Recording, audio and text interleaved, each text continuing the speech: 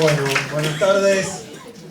En primer lugar, agradecer también al foro, a la organización, a Alex, por invitarme a esta mesa. Y voy a hacer, para variar, un intento de ceñirme tanto al tiempo como al tema, porque me pidieron que lo hiciéramos para poder abrir un espacio de foro y de debate, así que voy a tratar de ser breve, aunque ya de lo que tenía pensado para decir, con solo tomar algunos elementos que me gustaría empezar a charlar, a ampliar o discutir de las intervenciones de Martín, Pablo, Arnaldo, ya tengo para mucho más que los 20 minutos. De todas maneras, voy a hacer un intento, en primer lugar, de asociar el tema con la fecha, ¿no? Porque es un poco la idea del foro. Y acá se hablaba, lo decía Pablo, de diferentes enfoques sobre la cuestión de la deuda externa, ¿no? De para qué sirve el endeudamiento, como decía Pablo, finanzas para el desarrollo, las finanzas como parásito y la deuda como instrumento financiero pero de dominación. Yo, la verdad es que conociendo cualquiera, al nivel que lo tenga la historia nacional, no le cabe duda de que la deuda externa en la Argentina ha predominado como un instrumento de dominación. La verdad que asociándolo a la fecha de estos 200 años de la independencia, me parece que el título de esta mesa es la deuda como instrumento para la dependencia económica.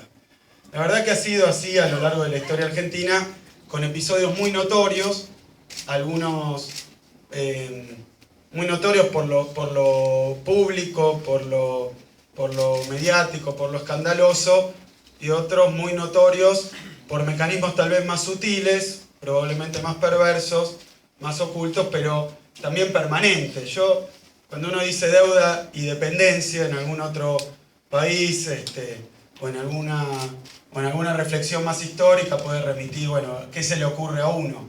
Obviamente el texto de Lenin, ¿no? El imperialismo, fase superior del capitalismo, que ustedes sabrán que era un texto donde Lenin no plantea que el problema es de un Estado dominando al otro, que esa es la idea, digamos, normal del imperialismo, como una dominación política de un Estado sobre otro, sino que una lectura, y estamos hablando del principio del siglo XX, un poco más sutil, pero evidente en Lenin, es que son los bancos alemanes los que dominan el mundo. Y a través del sistema financiero alemán es que unos países dominan a otros.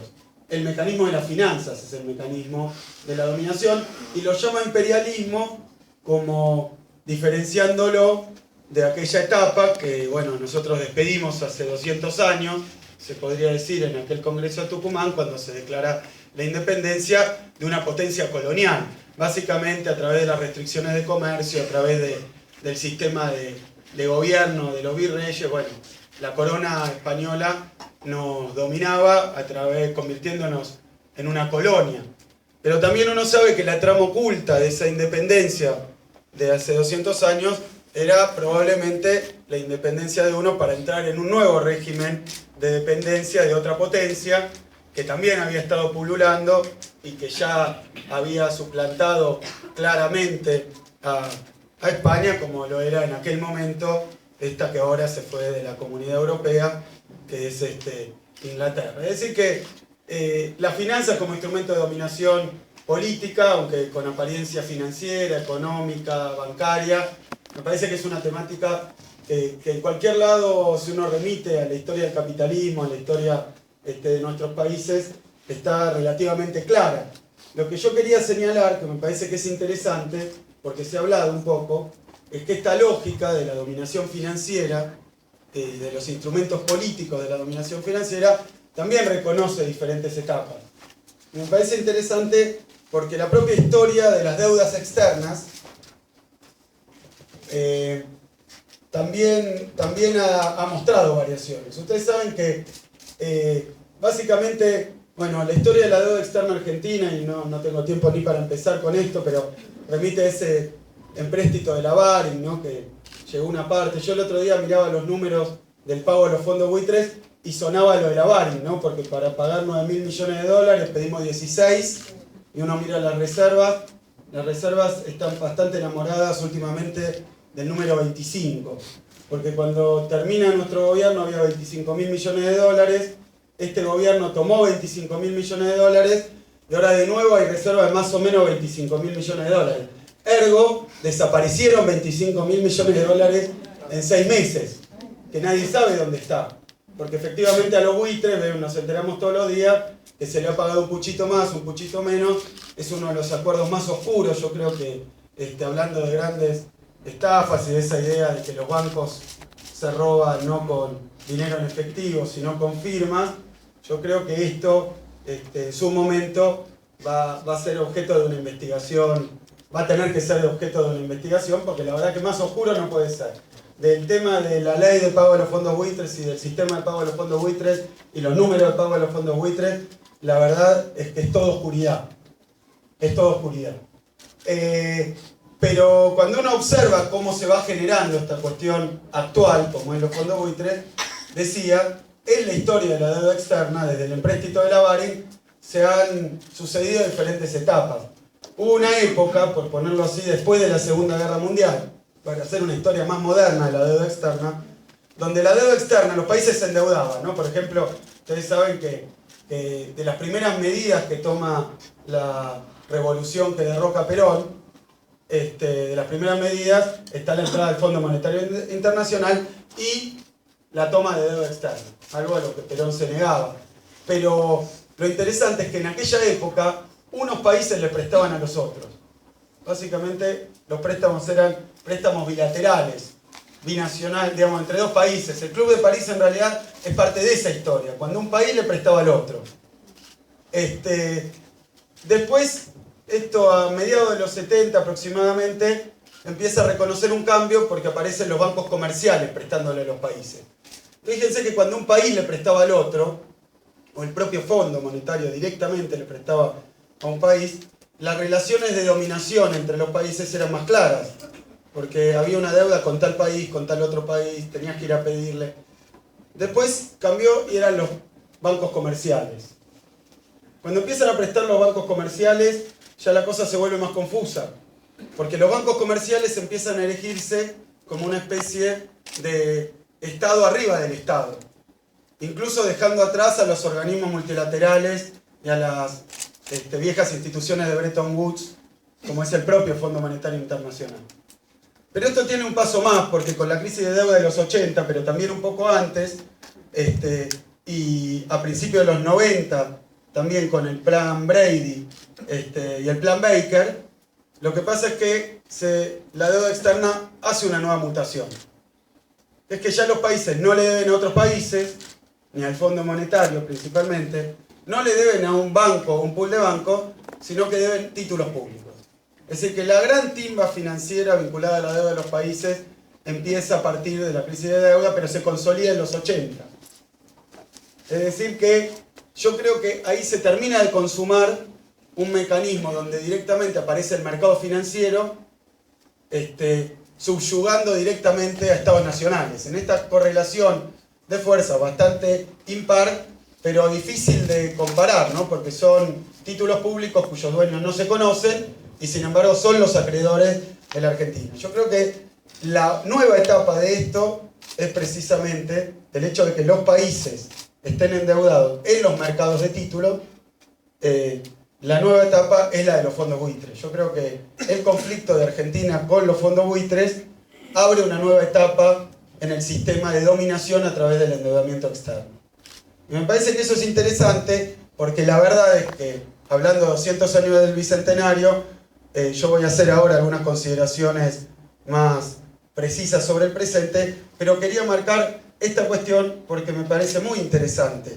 A nosotros nos pasó que lo que tuvo a la Argentina condicionada no era ni un país, ni un banco en el Fondo Monetario, sino un acreedor privado, dueño de títulos públicos, argentinos, que se apalancó en el sistema financiero, pero empezó a condicionar a un país entero. Llegamos a una situación que yo creo que es dramática, es casi tragicómica, pero el señor Paul Singer o alguno de estos sátrapas, dueños de fondos de inversión, de fondos buitres, estaba directamente dialogando con un presidente votado por los ciudadanos de un país, lo cual muestra algo que me parece que estaba más oculto, porque como decía recién, empezó la relación de deuda externa como una relación política, termina convirtiéndose en una especie de relación financiera bastante ciega, sorda y muda, pero vuelve a tomar cuerpo con la intervención de los instrumentos especulativos y de extorsión del capitalismo de la timba internacional, donde los fondos buitres son hace mucho tiempo un actor principal, más allá de la deuda de los países. Es decir que, a pesar de haber habido durante todo este tiempo un proceso de financiarización y dependencia cada vez más grande, ha habido cambios en la fisonomía de esto. Me parece que esto es interesante precisamente porque la pelea que se dio con los fondos buitres, yo guardo la experiencia a escala internacional, que por más que ahora estemos en una nueva etapa, y como bien nombraba Arnaldo, no solo en la Argentina, ¿no? Porque la verdad que la etapa económica actual, digamos, de liberalización, de giro a la derecha, como quieran llamarlo, excede claramente a la Argentina, y más allá de las autocríticas, los detalles, las particularidades, uno se para en la punta del obelisco y empieza a observar lo que ocurre en el continente y se da cuenta que el fenómeno no es exclusivamente argentino. Pero a mí me parece que de este proceso de 12 años, o de prácticamente un poco más de una década a nivel de Latinoamérica, se ha dejado una enseñanza que creo que ha logrado calar incluso a nivel de la cultura popular. Porque si bien la cosa de la deuda externa se había discutido, la deuda como cuestión de dominación, me parece que directamente el disparate, la aberración, la verdadera exageración que fue el hecho de que un fondo buitre, apoyado por toda esa comunidad financiera, por esa comunidad de naciones, por esos instrumentos digamos, de la política exterior y la diplomacia extranjera, pero aún así, de esta manera, reduciendo al absurdo cómo la deuda externa sirve para condicionar a los países, me parece que deja una enseñanza que es importante en términos de la cultura popular, si bien ahora estamos sufriendo la reversión de este proceso. Dicho de otra manera, me parece que las fuerzas digamos, nacionales y populares, aún en un momento de embestida y de avance de las derechas, tenemos que saber reconocer los hitos y la fortaleza. Por eso quiero marcar que la lucha que se dio contra los fondos buitres, esa enorme pelea, dejó para mí una marca que me atrevo a decir, porque se terminó haciendo una resolución en las Naciones Unidas, que ha marcado un poco una época de la deuda externa. Lo que no quiere decir que se haya solucionado el problema. Simplemente quiero decir que se ha planteado desde la perspectiva de lo que realmente es. Que es que el poder financiero, la verdad es que lo que logra es no solo generar vínculos de dependencia, sino vaciar de contenido a las propias democracias. Este es un tema, para mí,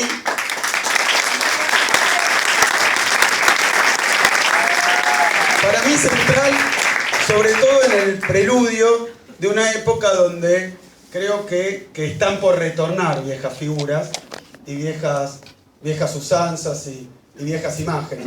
Yo recuerdo muy bien, y me gusta mencionarlo porque a todos los que con mi edad, yo tengo 44 años, vivimos en los 90, pero yo creo que a nadie se le borra de la memoria, y a cualquiera más joven que estudie un poco la historia, a nadie se le borra la memoria que se votaba, después de la dictadura, se votaron presidentes, se votaron gobiernos democráticos, pero así todo, la verdad es que el elemento, probablemente, vamos a decir, uno de los elementos centrales de la política del Estado, como era la política económica, claramente no se decidía en el país por la voluntad popular. Y esto es algo que se manifestaba muy claramente porque los ministros de Economía trabajaban en realidad de viajar a Washington a hablar con nuestros acreedores, particularmente con el Fondo Monetario Internacional, y volver con listas de medidas y de leyes que había que aprobar y que había que implementar para conseguir un nuevo crédito que permitiera salir de una situación de apuro financiero. Esta situación, que es la misma que ha tenido hace poco tiempo Grecia, que es la misma que de alguna manera tienen los países como España, Italia, todos aquellos que están hackeados en el marco de la crisis europea por un problema impagable de deuda, esta situación en la que se vivía en la Argentina, y que yo creo que lo que estamos viendo son las etapas preparatorias de la vuelta a esa situación donde el imperialismo, la financiarización se convierte en algo más parecido a la fase colonial, porque cualquiera puede recordar que venía el Anup Singh, creo, era alguno de los mandamases del Fondo Monetario Internacional, y ponía condiciones, que lo buscaran con helicópteros, que los esperaran, iban a la Casa de Gobierno y daban, entre esas leyes están la flexibilización laboral, las privatizaciones, es decir, ninguna de las leyes del neoliberalismo en la Argentina fueron siquiera inventos autóctonos, sino que fueron imposiciones del acreedor externo. Y yo creo que estamos en marcha acelerada hacia esa etapa, porque lo que un poco plantea Arnaldo, y ahora vuelvo a esos números, me parece que nos está llevando muy rápidamente al prestamista de última instancia, que es el Fondo Monetario Internacional. Y ya ha habido algunas noticias en esa dirección. Repito, independencia, como estamos a 200 años tratando de recordar y de celebrar a pesar de las circunstancias históricas del presente, la independencia implica no solo no tener un virrey, sino también que el gobierno de turno no tenga que ir a lamerle las botas al Fondo Monetario Internacional para conseguir el nuevo crédito.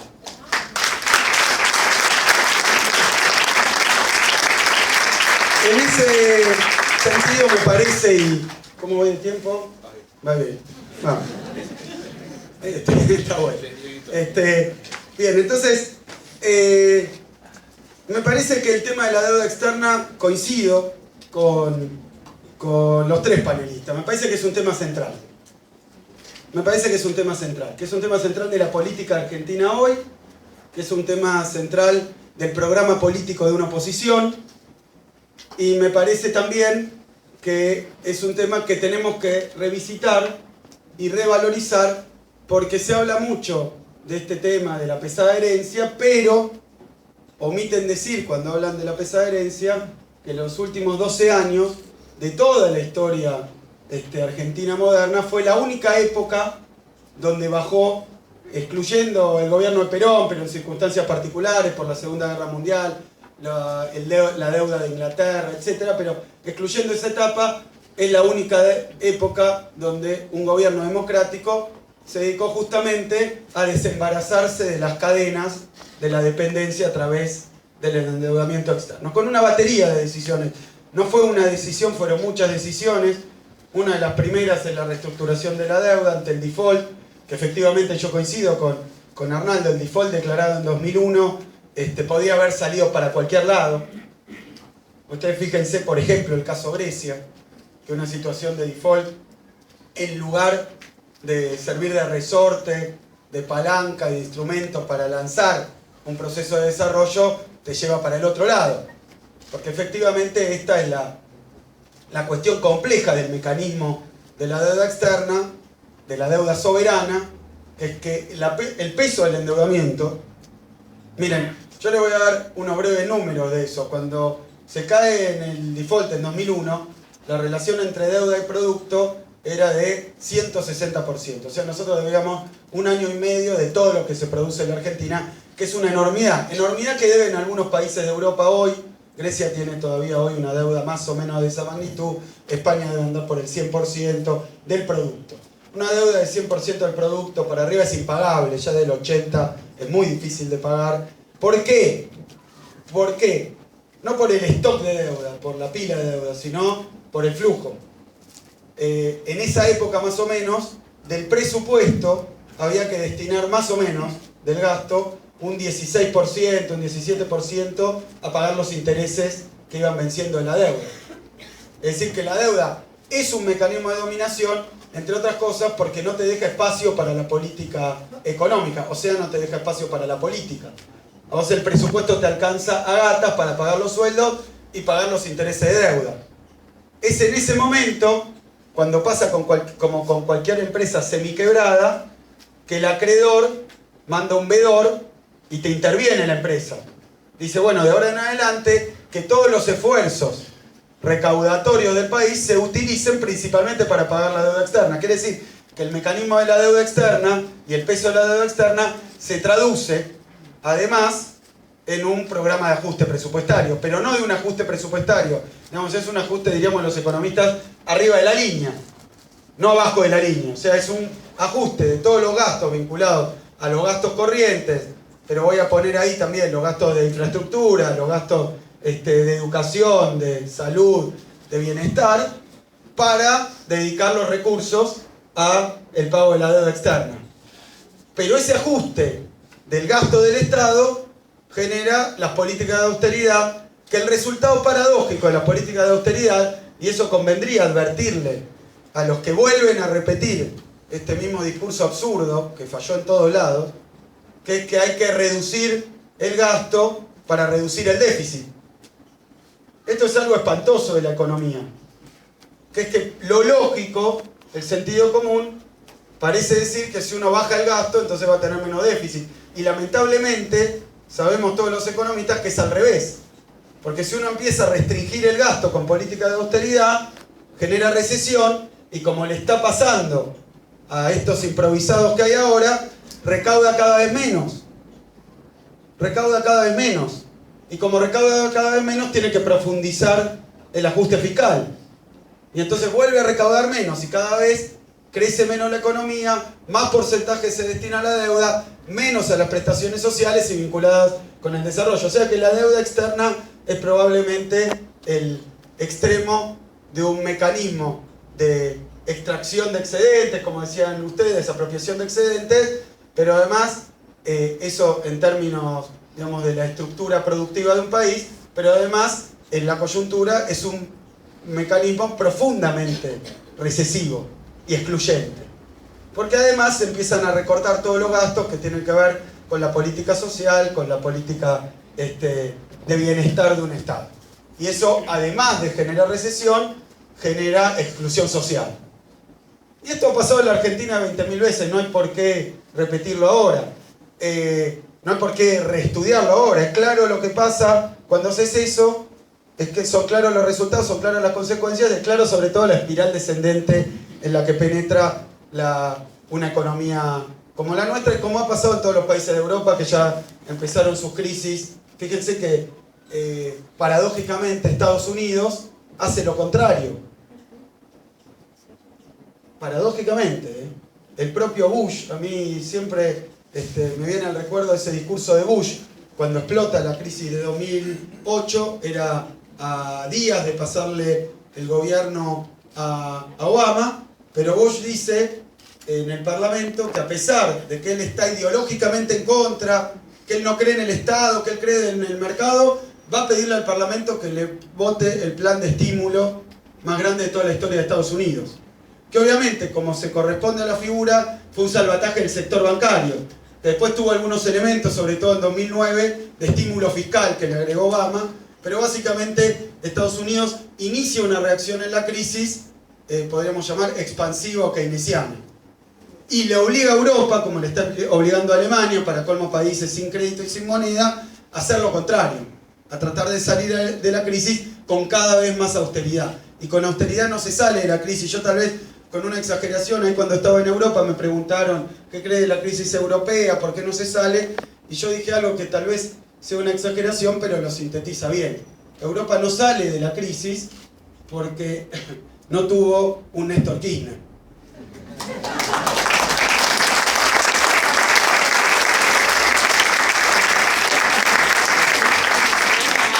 Y con esto yo quería sintetizar que evidentemente después de la crisis de 2001, si hubiéramos adoptado la receta del Fondo Monetario Internacional, hubiéramos todavía estado transitando todos estos años una fase de estancamiento, como mínimo.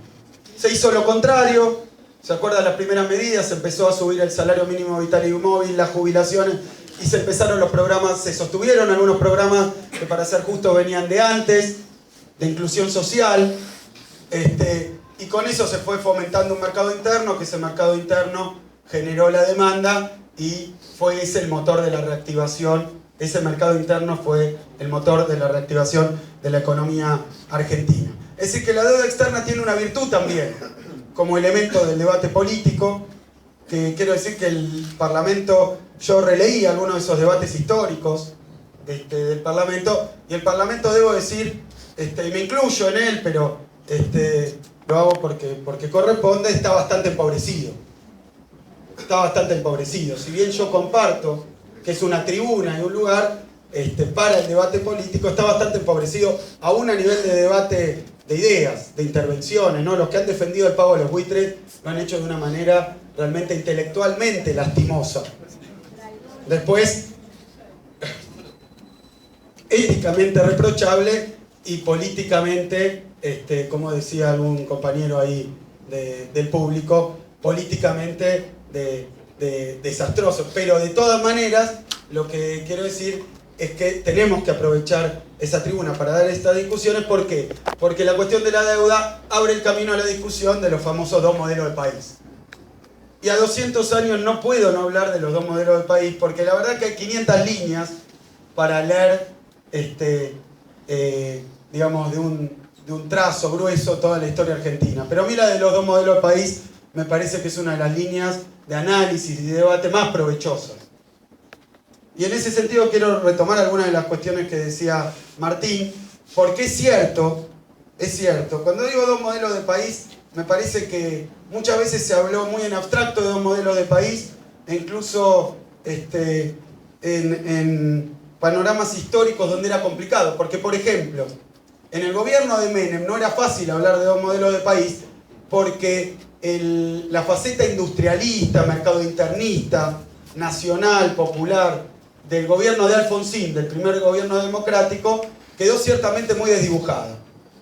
Yo coincido y conozco los debates que se dieron al interior del gobierno y las concesiones que hubo que hacer ante la imposibilidad de enfrentar determinados poderes fácticos, la imposibilidad o lo que fuera de las circunstancias históricas. Pero yo creo que hay pocas veces en la historia argentina, incluso comparado con el 76, porque el 76 veníamos también del Rodrigazo. Pero yo creo que esta etapa histórica tiene una virtud, que es que hemos vivido una bisagra, un quiebre claro entre esos dos modelos de país. Y los tenemos hoy fresquitos. Yo sé que hay maniobras distractivas, sé que hay elementos ciertos que también distraen, la cuestión de la corrupción, la cuestión de la inseguridad, la cuestión del narcotráfico, cuestiones, digamos, atendibles y que hay que discutir, pero que distraen de uno de los debates centrales que está bien fresquito y que es interesante aprovechar, y a propósito de la deuda externa se puede hacer muy fácilmente, porque la deuda externa ha sido siempre un elemento central en ese otro modelo de país, llamémoslo liberal, con reprimarizador, de integración exclusivamente unilateral con Estados Unidos. Bueno, ese modelo, y bueno, de exclusión social, podemos decir de Estado pequeño, todo lo que se puede atribuir a ese otro modelo de país. Bueno, ese otro modelo de país siempre ha tenido a la deuda externa como una columna vertebral en todas las etapas históricas. Y yo creo que la deuda externa está llamada a ser de nuevo la columna vertebral del programa económico de Macri. Va a ser el factor ordenador. Hoy la política de Macri está muy desordenada, cosa que acusan los propios protagonistas cuando se pelean entre ellos y los propios sectores que conforman el bloque de poder cuando expresan diferentes modelos de país. Para mí esto tiende a ordenarse lamentablemente a través de la deuda externa. Pero hoy está fresquito y en otras etapas no. Y lo que está fresquito, que me parece central a 200 años, es que a pesar de que, como decía Martín, porque yo en tren de lo que podríamos llamar autocrítica, coincido con Martín, que es que en estos 12 años de crecimiento acelerado, en estos 12 años de inclusión social, en estos 12 años de desendeudamiento externo, yo hablaba que la deuda externa era 166% del producto, terminamos con 40% del producto contra deuda, y terminamos además, como decía Arnaldo recién, que la deuda pública, ese es el 40%, hay una parte que es en dólares con acreedores externos, que es, digamos, el núcleo duro de la deuda, porque después uno le puede deber a los bancos locales, al Banco Central, al Banco Nación, en pesos. Eso es un elemento de deuda del Tesoro, pero es un elemento flexible de la deuda del Tesoro. Lo que es muy difícil es la deuda en dólares con acreedores extranjeros. Y eso, que hay estadísticas mundiales, no solo